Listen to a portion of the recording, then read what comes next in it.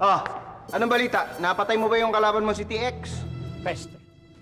Nakawala sila sa akin. Nakawala! Anong klaseng Terminator ka ba? Oo nga, yun ang assignment mo, hindi pa nagawa. Paano kung tayo naman ang huntingin nun? Kung bahala. Madaling malaman kung saan sila matatagpuan. Pinahanap ko na sila.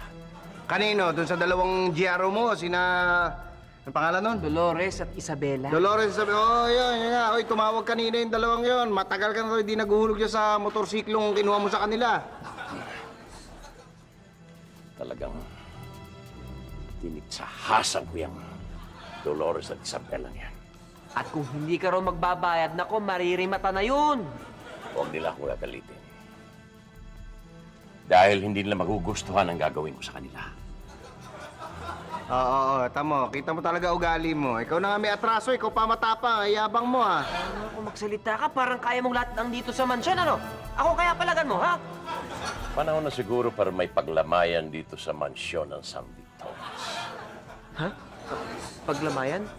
Ako kaya yung tinutukoy niya? Siguro, tapang mo kasi. Oy, wag mo na patulan to. Yun na lang trabaho mo. Yung problema natin na atupagin mo. Ano, matatalo mo ba yung si TX? Paano mo tatalunin yun, ha? Just watch me. Basta siguro mo yung trabaho mo, ha?